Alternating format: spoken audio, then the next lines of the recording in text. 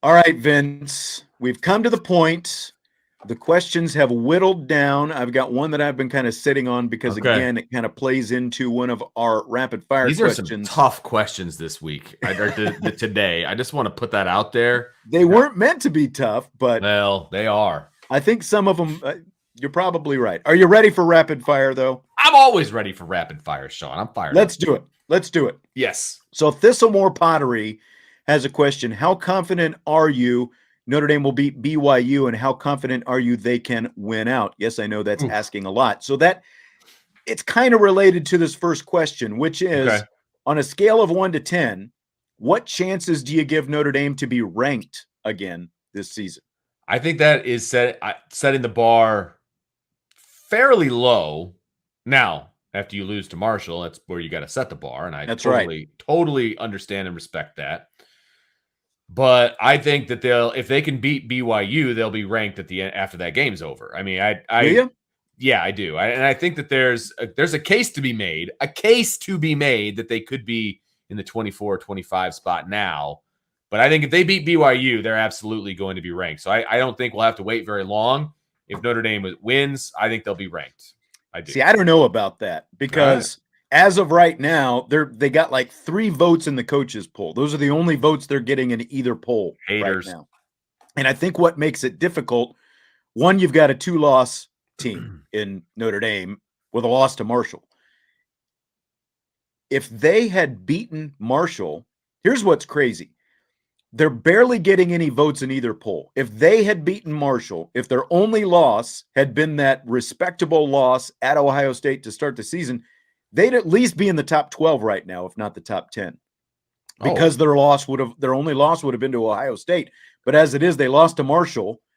And that they were number 8 after they lost to Ohio State, right? Yeah. You're not dropping after that. They might even be, I mean, if they were 3-1 right now, they might be a top 5 team, depending on, the things that have happened around them. So that's right. Yeah, that's exactly right.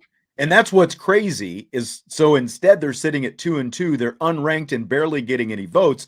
And in the meantime, you have teams like Minnesota and Kansas who are both 4-0 and unranked right now. And you've got a lot of those kind of teams that are kind of jumbled up. And like Kansas State just got in the poll because they knocked off Oklahoma last weekend. So you've got a lot of those. There are no 2-loss teams in the top 25. And you've got a lot of these teams that have run the table against, sort of suspect non-conference competition, even though Kansas has got a really good quarterback in Jalen Daniels, and they went on the road and beat teams like West Virginia and Houston. They were underdogs in basically every game before last week against Duke. But my point is, you've got a lot of teams like that who are still fighting for respect themselves. So, like to your point, I don't think they get ranked unless they win these next 3 games against BYU, UNLV, and Stanford. Wow. Okay. And like you look at, BYU and UNLV are both 3-1 right now. It's Stanford that's sitting there at 1-2 because Stanford just gets worse every year. They're terrible. I'm sorry. But I think that's what it's going to take. I think they're going to have to win all 3 of those games to get ranked again, because then at that point they're 5-2. They're going into Clemson. Maybe they crack it, if they beat UNLV before Stanford. They definitely are going to be ranked if they run the table in those 3 games and beat Clemson. So I'm giving it only an 8, like we did this scale of 1 to 10. Again, I think they've got a really good shot of running these next 3 games. Yeah. BYU is still solid, but they're not as good, I think, as we thought they were. Agreed. Probably a couple of weeks ago. I think Notre Dame. I agree with that. Notre Dame's got a real good chance to out physical BYU, and because they got pushed around by Oregon a couple of weeks ago. So, and see that right there, what you just said, I think that's what gets them ranked. Is BYU is perceived to be, a physical team and all of these different things. And I think, I hate to say it, but it's not marquee isn't the right word, but it is a win that people will pay attention to.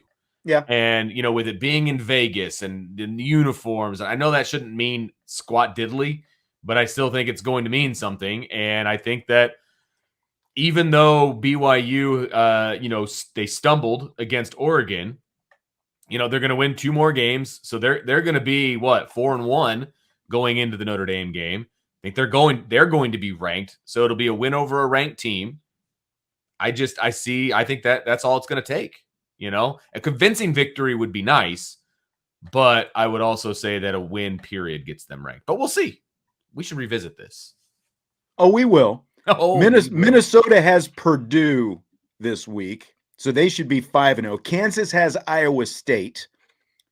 Decent, but they just got beat by Baylor last week at home. But I think if both of those teams win, Minnesota and Kansas, they're both going to be ranked. And as long as Kansas State doesn't get upset this week, they will stay, because I just think that there are too many of those teams in front of Notre Dame right now fighting for that just to get into the top 25. So I think it's going to take a couple weeks for Notre Dame to get back in there.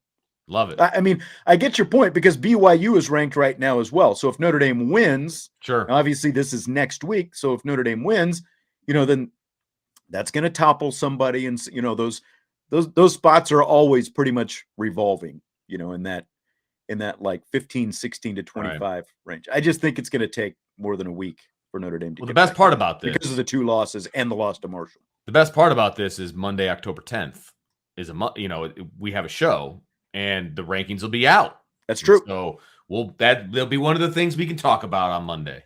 That's exactly right. That Monday. That's exactly right. If Notre Dame does nothing else this season, Vince, would a win over USC make everything better? I can't say nothing else, right? So, I mean, if they lose every game except the USC game, now if they did that, it would make me laugh pretty hard because that would be a blow to the USC. You can at least go out and you're like, stupid USC, you got beat by Notre Dame. You got beat by a 3-win Notre Dame team, you're not back, good luck, that kind of a thing. Now, would it, since that's the last game of the season, and, I should say the last game of the regular season, I still, there's people out there who don't think that Notre Dame's even going to be bowl eligible. I disagree with that. So I don't think it's going to be the last game of the season, but beating USC will make things feel a heck of a lot better. I mean, regardless of what happens between now and then, I don't think Notre Dame's going to lose all their games leading up to that point, right? But they could drop 1 or 2 here or there. And if let's say they're a 4-loss team going into that game, if they can beat USC, there's a big difference between 8-4 and 7-5. I mean, at that point, or 9-3 and 8-4, those are massive differences. And so beating USC to have a decent record at the end of the season and also just beating USC because everybody's going to pick USC to win that game and roll all over Notre Dame, that'd be pretty darn sweet. And the roles are kind of reversed this year just based on how the season started off because like when Notre Dame has had to go out there to finish off a couple of unbeaten seasons to get into the BCS championship and then the playoff, USC has given them a tussle out there in the Coliseum. Now it's USC most likely is going to have the better record and the higher ranking and all this stuff. And, they're the great story, the big comeback and Lincoln Riley and all that. Again, they've got a really soft schedule and they struggled to get by Oregon State last week, so like that's Oregon State was almost their Marshall, but they were able to finish it off. So I agree with what you're saying. Like if they lose every game, but they beat USC, at least you could laugh about it. But I don't think it's going to make everything. Jesse kind of brought this up last week, and I've been kind of waiting to throw this at you to see what you think. But I agree with what you're saying. I don't think that you can lose every other game, but you beat USC, and all of a sudden it makes up for everything. It would make for a great day. Right. But then you've got to wake up the next morning and realize everything else that happened. It would put a little bit of icing on some doggy doo-doo at the end of the season. That's when it all comes down to it. Absolutely. Absolutely. Look, I will always take a win over USC. Always, always, always. But it doesn't make up for everything. That's right. Going back to the ranking question, Sammy J said, Sean's error is he's thinking rationally. Notre Dame's brand will sway voters if they beat BYU. I think it'll get them. I think beating BYU will get them on the cusp. they will get back. They will pick up some votes, but I don't think you go from 0 to all of a sudden you're going to be at, even number 25 by beating BYU. Now, some other teams, the one thing that you do have is you can't get beat this week, and some other teams in front of them likely will get beat. So maybe that gets them back in the picture, but also because you don't have a chance to, say, hey, we won a game, that kind of thing. But DT Rollhunter agrees with Vince. He thinks that they will. I don't think, again, they'll make up some ground, but I don't think they're going to be. I don't think they're going to be quite. To what Sammy says, like, the fact that Notre Dame's brand and all that'll also work against them, because there are plenty of people who vote down in SEC country who aren't going to vote for Notre Dame because they've already got 2 losses. There are some people who will. There's some people who won't. There's still that love-hate relationship that Notre Dame has with everybody. No doubt. That can work both for them and against them. You know how that works. All right, so on the kind of subject of rivals and, who you like and, all that, take USC and Michigan out of the equation. Yeah, because those would obviously be number 1 and number 2 for this one. No doubt. So take them out of the equation. Is there one college football team that you really like? You've got the Schadenfreude for. You love to see them suck. Is there one college football program that it's like, yep, the world is right when they're not winning? This was a tough one for me because you took out the 2 obvious ones. And if we were talking about other sports, like I love watching IU basketball lose, but I could give a crap about IU football. Like that doesn't do anything for me. But IU basketball, root for them to lose. You know what I mean? Because there's so many IU fans around here. It's fun to watch IU lose. So I love that. But the football team, I actually kind of root for the football team, which is it's a weird dichotomy in my little brain. So this one was tough. Coming off of the loss that Miami had, I did enjoy that. I'm not gonna lie. That was an enjoyable loss for sure. And right there. I was just gonna pull it up. I got to agree with Quinn on this one. I think right now the top of my list is gonna probably be LSU, and that is one of the most petty things on the planet that I could possibly say, but it's accurate. And when they lost that game the first week of the season after Notre Dame lost, it took the sting out of the loss for me. And I really, really enjoyed it. And so I will absolutely enjoy when LSU loses. There's no doubt about that. Yeah. Stymie says Miami, Florida State, Wisconsin, Ohio State, might as well add LSU as well. And I could throw, I grew like a little bit of a soft spot for LSU just overall because Paul Maneri was down there for so long. Prior to that, it was like I never wanted to see LSU win and that kind of stuff. I've just got to go. We've got a lot of LSU votes coming in. John A1 says Duke and LSU. Wow. If we're centered on football, I don't know what, Duke has never been any good. I don't know why you care about them, but Quinn says, ouch, Sorry, Vince, man. I'm a Hoosier grad. Guess what? I hate to break it to you. I wish I could move my my laptop. I've got an IU degree right over there on the wall. So still like it when they lose. That's right.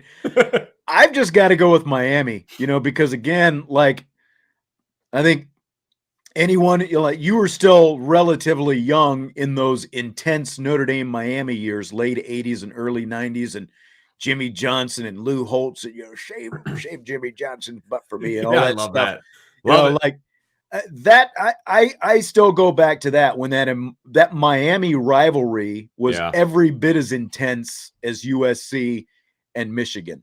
And so I go back to that. And even though obviously they discontinued the rivalry because it was so intense and because of all the, the stuff that was going on around it, that's the one for me. Miami is the one for me. I enjoyed watching them lose the other day. There is no doubt about that. So yeah, I did enjoy that for sure. Even though they're the shell of who they used to be, but it's still, that's good. You can stay a shell for all I care. So that's right. Okay, so Vince, the fan who caught Albert Pujols' 700th home run ball left Dodgers Stadium with the ball after turning down offers to give the ball up. fair or foul that the fan didn't give the ball back to Albert Pujols? I mean, the way things go, the way baseball is played, that's fair. I mean, he caught the ball. It's his ball unless he wants to give it up. Would I have given it up? I don't know, to be honest with you, because if I look at it from a practical standpoint, if I put that up for auction, how much am I going to get for that, and how can that change my family's life? I think that's a legitimate question that I would have to ask myself. Yeah. Now that's the practical side of me, right? The baseball fan side of me, I'm going to give it up to go hang out with Albert Pujols and get a bunch of signed gear and take pictures and do all that. Like I would actually enjoy that as a baseball fan, even though I can't stand the Cardinals. I respect Albert Pujols to the nth degree. And I think that would be really cool to do, to be honest with you. So it would be very difficult for me in the moment to make that kind of a decision, because you don't go to that game anticipating that you're going to catch that ball, right? And so now you've got some split-second decisions to make and all of these different things. So, I mean, it would be hard to pass up an opportunity to change my family's life from a financial standpoint. That would be very difficult for me, But, I would love to be the guy on my pedestal being like, I would always give the ball back. Just give me a bat with his signature and we'll be great, So I think it's fair. I think that it's that kid's decision or that guy or whoever it is. I think it's fair because he can make that decision on his own. Yeah. Someone said I would have just asked for lunch with Pujols if I caught his 700th. And, I think it was Darren Ravel or, someone like that tweeted something the other day about the guy who caught Mark McGwire, like one of his, and I can't remember exactly which one it was, but one of, during that historic 97 season, someone who caught McGwire's ball, was like, like offered a jersey and, whatever else. And basically the guy said, I'll give up the ball if I can get like, this and an autograph and I can meet McGwire. And McGwire said, no, McGwire wouldn't meet the guy. And sorry. Yeah. And so, what happened? The guy turned around and they auctioned off the ball and the guy got $3 million for it. And that's life-changing money, dude. That's exactly right. Even if it's only half of that, or even only $1 million, even if it's only $500,000, you're under no obligation to give these balls up, just because, this is a historic, ball for whoever it happens to be, whether it's McGwire or Sosa or, Pujols in this case, or, Aaron Judge, if Aaron Judge actually ever gets to 61 and he's, been kind of sitting on pause because everybody's walking him at this point. But it's like, that's a lottery ticket. If you happen to get your hands on that ball, you're under no obligation to give it up. And I would absolutely keep the ball, like if it was maybe, someone like I'm a big fan of them or, whatever, maybe that changes it a little bit. But again, like, all this guy wanted to do is meet McGwire, and McGwire wouldn't even give him that, Right. So I'd walk out of there and I would take my chance, because whenever these guys come to the plate in these situations, they switch out the balls and they've got them specially marked and authenticated and all that stuff. So they know if it's legit or not. Sure. I would take that ball and I would go to the auction house and I would get the most I could out of it, because like you said, that is life-changing money, baby. Yep. And those players, now they've worked and they've earned their way to get what they get, but they've changed their own lives with the money that they're getting to be paid. As a fan, you don't have that luxury. Nope. So get what you can out of it. And you can. what? If it's worth it to you just to give it, again, like whatever you can get out of it, if that's what you want to do, that's fine. But personally, I would walk out of there and I'd go to the auction house. And I tell you what, Albert Pujols has more money than he'll ever know what to do with. And so if you want that ball bad enough, baby, give me a ring and I can sell it. I won't even go to the auction house because you got to pay money to the auction house. So you want the ball bad enough, give me a call and we can make a deal. All right. Because it won't hurt you to give up some of the money that would change my family's life. So, and he earned it but that's fine. But if you want it bad enough, come talk to me. Yep. So. Brent's right. It was 98. I think I said 90. I might have said 97, but it was. Oh, yeah, the 98 season. 98. Yep. Scale of 1 to 10, Vince. Rate the Bears throwback uniforms. Did you see them over the weekend? I did. Yeah, no, I definitely saw them. And, one thing I will say, and I know this is petty and weird, I don't like white at home. I know you're a Cowboys fan. That's all they ever wear is white at home. But white at home to me is strange. So I don't like that. So that's the only part I didn't like. Other than that, I kind of dug them. They were different. They were kind of cool. They were fine. I give them like a 7.5, 8. It's funny you say that because, like the Giants on Monday night the other night wore their whites at home to make the Cowboys wear blue and all. And I always get a chuckle. It's usually the teams in the division of course that do that. Like Washington used to do that all the time. They would never wear white at home, but when the Cowboys came, they would put on the whites to make them wear blue. And I always but you're right. It's like when I watch the Cowboys, it's weird to see them wear the blue, and I'm used to it. The reason I asked you this is because of the helmets. Mm-hmm. Basically their alternate helmet is the helmet that looks like the Michigan Wolverine helmet. Yeah, you're right about that. I was thinking more of the jersey than I was the helmet, because the jersey's nice and clean, and I like that look. Like I did dig that. But yeah, I will never be on board with the wings. I mean, never. I actually kind of like their orange, like the Bears orange jerseys. Yeah, that they wear. I do like those as well. I do. Yeah, I'm a big fan of those as well. Yeah, but I don't care for the helmets. I don't care for the stripes, on the socks and all that stuff. I think it's a little busy. They've got a few too many stripes going on. Not as bad as like the Steelers ones where they look like bumblebees. Or like the Packers had one that looked really bad. I thought the Bears ones were at least classy and they look good for the most part from a jersey standpoint. Right. Okay, so this one comes from Kyle Brandt from Good Morning Football, a little program that I watch every morning with my daughter. What is something in sports media you would like to see permanently destroyed, whether it's a phrase, a segment type, whatever, in the world of sports media events, something that you would like to see go away and never come back? So this would be something different than anything you want it to be. It could be anything. The little girl at Notre Dame Stadium that always talks, but in the halftime show or whatever during timeouts. I don't think she's media. That's like okay, fair enough. That's an in-stadium experience. Okay, so give me yours first because I want to kind of get an idea of the realm that we're in on this. I've got some ideas, but I don't know where to go. Here's mine. Okay. And I'll fully admit that I have done this before. So I'm not like looking down on people like I've never done that. You shouldn't do it or whatever. But I've done it.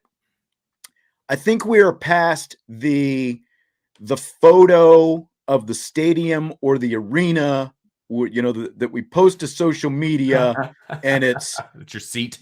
Office view for the day. Yeah, right. I've done it. I think that's jumped the shark at this point. I think, again, I've done it. I just think that it's like, okay, it's like the humble brag of humble brags, right? It's 100% a humble brag. Like, I can't believe I get paid to be here, at the game and whatever. Yeah, that's right. And it's usually if it's a football stadium, it's like the empty stadium or because you're there so early and, or you're on the field before the game, that kind of a thing. Totally done it. I've totally done that. I've done it too, but I think we're past that at this point. I agree. I agree with that. Absolutely. Now if you're saying, okay, my coverage begins at whatever, and you've got a photo. Okay, that's one thing. But again, it's like the office view for the day. We're done. Right. I'm done with that. I'm going to, here's what I'll say. And I know you're the one, this is one of the first things I ever learned when I started in this business, right? Because you got me into the business. Okay. You started me. And this is to see where this goes. This is the first thing that you ever taught me. And I think it's totally valid. Okay. When announcers use the word we, I can't stand that. The only time it is appropriate is if it's the color analyst and he played for that team at some point. Right. That is the only time that it is ever allowed, in my opinion. The play-by-play guy who has zero to do with the on-field product other than you went to practice and you've talked to the coach and maybe you rode the bus to the stadium with the team. You travel with the team. Yeah, I mean, most announcers do travel with the team to some extent. And that's fine. I get that. But you are not part of the team. Yeah, you got a ring at the end if they win, and that's awesome. And you deserve it because you busted your butt doing your job for the team. but you are not part of the team. And we is a huge pet peeve of mine. And I never even thought about it until you brought it up to me back in 2004. And I've run with it ever since. And I agree with you completely. It needs to go away, and it's totally unprofessional. Salty asks, am I really done with it, Sean? Really? I really am. I really am. That's right. Yeah. Derek says, when the boss says we, it means me. Yeah. And they're trying to make it not about them, but yeah. And that's always, because like, if you've ever listened to me do play-by-play, especially, like big moments and big call, there's no doubt like where my bread is buttered, but that has always been the line that I've drawn. And that's something that I was taught, like back in the day when I was in school, is like, you can be a homer, I guess, to some extent, but yes, the we is where the line is drawn. No doubt. Yeah. And look, you and I had done radio for a long time for Mishawaka High School in town here. And we are the home team radio, right? So there are ways that you can still get excited for the team that you're calling and all of those different things, right? Without saying we. I mean, you are about as close to that program as you can possibly be without strapping on the pads, and you never use the word we. You know what I mean? And there's plenty of people in this area that cover teams that use the word we. And it's like, you have nothing to do with it. It's not a we situation. So, yeah. Yeah, can now Jack this is a good question. Yeah, Irish Chi-Town asks, can Jack Collinsworth say we as an alum? And of course, he is a Notre Dame alum. I think that Jack Collinsworth, and he's a recent alum too. Yes, he is. He's young. I think that Jack Collinsworth is professional enough that he is there. He's sitting. No, and I don't think he would. He is in a network broadcast booth. You don't hear Chris Collinsworth say we when he does Cincinnati Bengals games, right? His dad, right? And again, that goes to what you're talking about. If you sit in a network broadcast booth, again, like agree with that. Yes. If he was doing like local TV, it might slip in now. Yeah. But when you are in a national TV broadcast booth, that we should never be used. And I completely regardless of where you go to school. So like Tirico, I'm sure he's Syracuse. Called. Yeah. And like, he did Notre Dame Syracuse a couple of years ago. He would no, he wouldn't. Yeah. And those guys would never, like, you'd never hear that from a network broadcaster. So yeah, to clarify, so what if I was they shouldn't be in the booth. Completely agree. Especially from the play-by-play guy, because they are supposed to, and again, there's a difference between local play-by-play, especially radio, those kind of things, versus network broadcast. And there's always the local, when I was working at the radio station, I would do the Colts and the Bears games on the board, right? Those guys are the local crew that do those games. They are the home crew, and the color guy used to be a Bears player. He can use we. You know what I mean? Because he just does Bears games. He is the home crew. Right. You can go ahead and use we. I think it's Tom Thayer, right? Yeah, Tom Thayer is the Bears radio analyst. He can say we because he used to draw a paycheck from the Chicago Bears. He's in that booth because of his previous connection as a player to the Chicago Bears. 100%. You can use we. You were there. Right. Just like Ryan Harris can say we all he wants on a Notre Dame radio broadcast. Absolutely accurate. Yes. 100% agree with that. Yeah. All right. Last question of the day. Actually, yeah. Okay. So Good Morning Football is in London this week because they're out there. You got the Saints and the Vikings playing this Sunday morning. They were doing some English slang this week. So my question to you, Vince, and I don't know if you looked this up today. Do you know what a curtain twitcher is? I purposely did not look it up, and I have no clue. My mind completely went to the gutter on what this could possibly be, and so I'm really hoping that that's not the case. I can't believe you would bring that up if it was. So I don't know what it is, and I didn't look it up because I wanted to hear you say it. All right. OC Irish fan, I will leave this up for the duration of the show. Sean, please keep the chats on the screen longer. I'm a slow reader. Enjoy the show.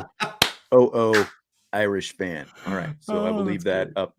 A curtain twitcher, and I had never heard this. They did it like multiple choice. They put up 3 different, it was like A, B, or C.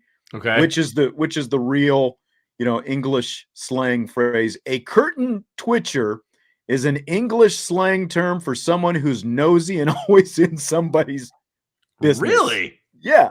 I've never heard Interesting. that. They've got like their own little language over there across the pond. But Interesting. Yeah, never would have guessed that. Not in a million years. No way. yeah, Irish Chi-Town says See, nosy. there you go. I had Good never, job. I would not have known that. I would not have known that. Me neither. Yeah. Me neither. Going back to what we were just talking about, Thistlemore Pottery says, sorry, Vince. I, as a fan, say we all the time.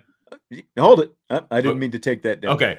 He goes, I just take it as someone who is invested and lives and dies with the team, but I get it from a broadcast standpoint. Yeah. Look, and we're talking about from a broadcast standpoint. As a fan, absolutely. you can say we, us, whatever you want to do. The big difference between fan and someone, especially, again, if you were in a network broadcast position, you should never use that term. And you really don't. I don't think you do. Right. Hear that. Right. Absolutely. Unless it's, like someone, right. Like rookie analyst just breaking, maybe he lets one slip. I'm with Thistlemore 100% with this. If you're a fan, whatever, man, do it. You do you. Like, that is all good. You can live and die with the team, and that's what fandom is. You know what I mean? Right. And that's honestly, that's one of the reasons you guys your fandom. We said from a media standpoint. Yes, it's one of the reasons you guys come onto our post game show to see the look on my face, because I do live and die with every win or loss that Notre Dame has. You know what I mean? Like, I'm a fan too, no doubt about it. But since I cover the team, I try not to use we. When I'm off the air, that's a different conversation. So, yeah, I'm with you. Salty says, so do the Germans. It's like they have a different word for everything. Well, you can speak to that one, literally. Language. That's right. That's right. And Stymie said, my grandmother is definitely a curtain twitcher. She can tell you what everyone in her neighborhood is up to. That's great. We all know people like that. And it's good to be dialed into those people because they have information. That's true. Like, I suppose in media, being a curtain twitcher is probably a good thing, right? Because like you're plugged in and, like you got different sources and stuff like that. I think Brian is the perfect definition of a curtain twitcher from a good standpoint, because, he knows everything that's going on behind the scenes. That's for darn sure. That's right. So he's always got a story. All right. Good time tonight. That's all we've got. We're going to end on curtain twitchers tonight. Love it. That's right. Love it. All right. Well, I think this is like the only time I'm going to talk to you this week, isn't it? This week, yeah, I know. But my buddy Jess has stepped up to the plate. My son made varsity for the playoffs for soccer. Nice. Congratulations. So all of a sudden, my schedule got a little bit more crowded than I thought it was going to be. So Jess has stepped up big time for me, and I appreciate it. So even though he's probably going to be riding the bench for the playoffs, I at least get to go watch him do so. So and Jesse was actually he and his girlfriend were supposed to be going to Florida. Yeah, that's what he told me. And they are not going though now because he told me today it got canceled. Okay. So by the way, while we're sitting here, and we've got a lot of we'll kind of go on for a little bit longer. I'm curious. Like all of our people listen, obviously everyone's a Notre Dame football fan, and that's predominantly, what this show is. I am curious, like where, some of our listeners / viewers stand on the other Notre Dame sports, because we're getting to the point where basketball is going to be starting. Like, are you into men's basketball? Are you into women's basketball? Obviously, like over the summer, we went to the College World Series, and we had some shows on the College World Series. So where are you on other sports to give me an idea of what other sports you'd like us to talk about? We're still going to predominantly be Notre Dame football. Always. But there are going to be other, like I said, here in about a month, basketball is going to be starting. And obviously, I do the play-by-play for women's basketball. Sure. Well. So I'm just curious, like, somebody what mentioned other Notre Dame sports hockey people are into. Or ice hockey. I think they mentioned hockey earlier. Chi-Town says ice hockey. Stymie says loves baseball. Used to have season tickets to men's basketball. And Salty says, you can't follow Curtin Twitcher. Great show, guys. Appreciate it. Appreciate it. But be thinking about that. Let us know, like what other sports, a lot of hockey fans. Yeah. Wow. Derek says hockey. All right. And I think you should do a sports score round. We can, what we're going to be mixing. Quinn says curling. I mean, it's fun to watch. Yeah. And DT says do cover them all for the week. He said so cover them all for the week. So yeah, I mean, we will touch on once other sports come. We'll touch on all of them, like rapid fire. We'll definitely touch on different things and different sports at Notre Dame. There's no doubt about that. Right. In terms of probably some chances for some interviews and stuff like that. We haven't had a whole lot of those, but Thistlemore says love men's basketball. It's going to be interesting to see. I think they've got a chance to have we will cover men's hoop. We're just trying to figure out, I guess, sort of how deep into, far as this show, like beyond rapid fire and, Sure. Again, like for interviews and of course, Salty Virginia Peanuts says fencing. Now, fencing was code word when we started talking about baseball. That's true. That is true. Yeah. Keep that in mind. Let us know, though, if you have any specifics. Maybe we'll have to put up a topic on the message board, too, kind of see what people want us to talk about, that kind of a thing. That's a good idea. That's probably a good place to kind of throw that, to kind of give us a bigger pool of input. Absolutely. All right, we're going to go ahead and wrap it up tonight. Appreciate you for coming on, and Vince, I will talk to you specifically next week. We do have a bye week next week, but Jesse will be back tomorrow, and I'm thinking about, now this might hurt you. Uh-oh. Thinking about doing an all rapid fire show tomorrow. Wow.